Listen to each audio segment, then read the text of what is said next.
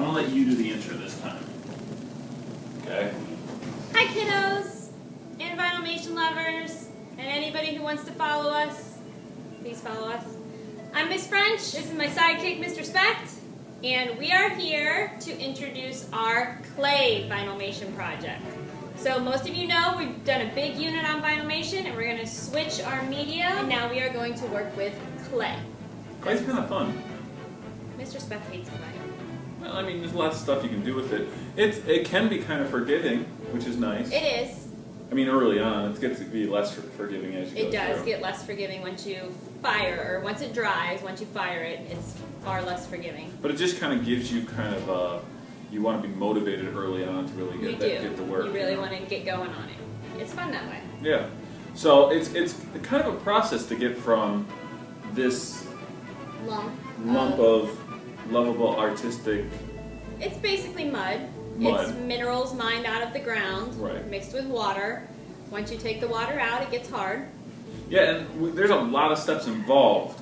And our kids aren't going to be doing all these steps, but it might be fun to kind of show them some of the different steps leading up to how we're going to create our Vinylmation clay slabs. So it might be kind of fun to show them some of those steps. So maybe we can head over to the side and you can show us how clay is actually rolled out and the process involved with that. So we're going to head over here. So, to start out, we need to get some clay. Now clay comes in block forms like this and it's already been wedged, which means if you just leave it like this and you don't fold it over, which we don't need to fold over for any reason, then all the air bubbles are already out. And that's very important when you're working with clay, that all the air bubbles are out, because otherwise the air bubbles get really hot in the kiln and your piece will explode. So we definitely don't want that. So what we're going to do is we are going to cut it. This is a clay cutting tool. Okay, so we have a pretty chunky slab here. We're going to put it on the surface and just roll it out.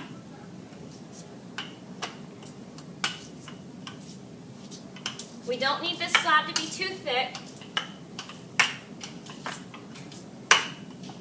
And every once in a while when you're rolling, you want to pick it up if you can and turn it over so it doesn't stick to the surface, because it will.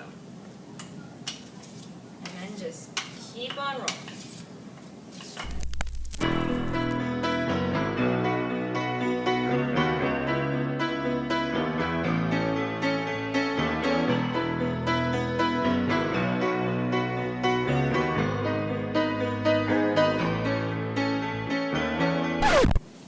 Okay, once you get your slab, your step is to put your Vinylmation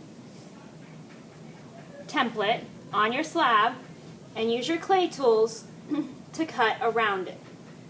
Now this clay coming right off the block is going to be pretty wet, so it's going to move with you. It's going to be easy enough to cut. You just need to make sure that you try to keep the angles nice and crisp. Don't stop believing. Hold on to that feeling. Street light people. Don't stop believing. Okay. And now we have our clay slab of Vinylmation. The other thing I noticed is that at first when we were cutting out, clay's very, very wet and almost a little bit hard to deal with. It is. When you first cut it out, it is. But you want it to have, you want it to be wet because it is a lot easier to cut out wet than, it's a lot easier to roll out wet for sure. Yeah, but then when you were trying to take it off the actual paper, it was actually a little bit more difficult to handle, so you got to be very delicate. Yes, you do, and you will have a piece of plastic because it definitely will stick to the tables, so you'll have a piece of plastic to work with. But once it's cut out, and you can let it dry a little bit, you have a piece that looks like this. You kind of fix the edges a little bit, you rub the surface with a wet fingertip, just a fingertip. You don't want to soak it down because that takes longer to dry. And this kind of clay, be very careful please. Yes. This kind of clay is called leather hard.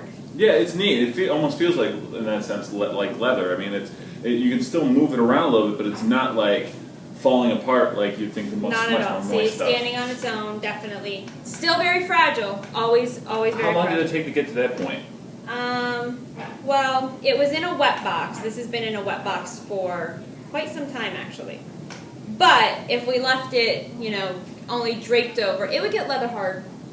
Okay, so you could actually just leave it out and it could actually get there. We don't want to leave it completely uncovered because the atmosphere in the room actually affects how it dries. There it You is. mentioned a wet box. What exactly is a wet box? A wet box is what we use is basically a Tupperware container Okay.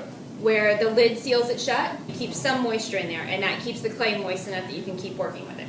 Now, even when you're working on it, you really have to still be very careful with it, and Very that's much why so. we've told the kids that we're going to be doing very minimal designs. As a matter of fact, we said specifically, create a minimalistic design, something that's really simple. You can see the one that Mrs. French went with was Captain America, and it's a minimalistic design. There are circular stripes going around it and a star in the center. There's not a ton of details. No. Why is that a good idea not to do a lot of detail when you're working with clay? Well, if you're trying to work with it on the wet day, you're going to be pushing some clay around. And Yeah. You're going to have to get it out of your.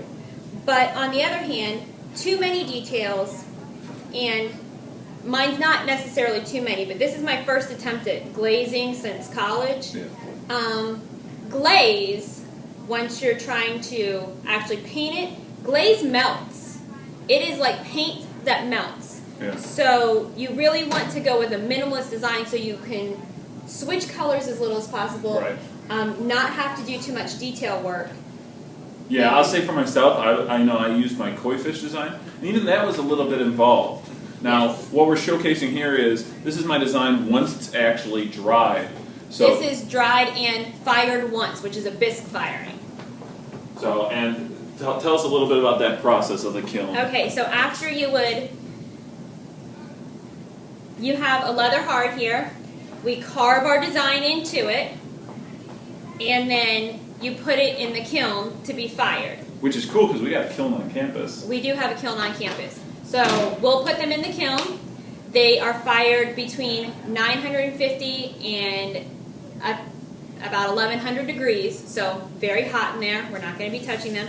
Then they have to cool down and dry, and this is what it would look like. It'll be a white, because we use white clay, even though it looks gray, it fires white, so that's what color they call it. So, in a sense, this is like the third stage of our project at this point. We've gone from the very wet slab to the leather Leather feel, hard, leather yes. hard, and now we're on the final step, or not the final step, but actually it's not moving anymore. I'm not able to change anything at this point. And then comes the glazing process, which is like paint, except for that a glaze is not finished until it's been fired again.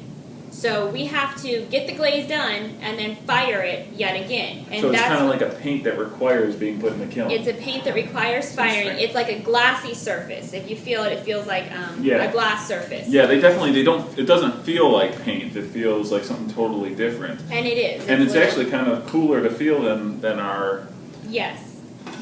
this is very rocky and hard, but this is actually kind of cool. I mean, it definitely makes a huge transformation from there to there to this kind of like our fourth step. They come out really neat. Yes. Now, once glaze is on, it's not going to look like this.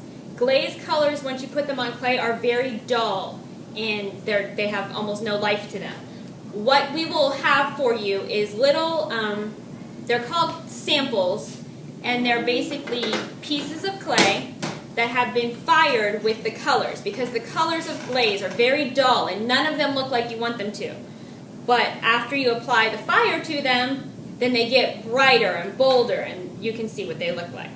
It seems to me that so much of what clay is like planning out in advance what's going to eventually happen. You know, it takes some really intelligent students, and fortunately we have very intelligent students. I would say at least 95% of the class is highly intelligent, and the other Sorry, 5%, you 5%ers. the other 5% are geniuses. So, but I'm excited because I'm thinking they're going to come up with some amazing things. Mm-hmm. And I hope you guys are excited too. So we're very excited to see what you guys do, and we'll catch you on the flip flop. See ya.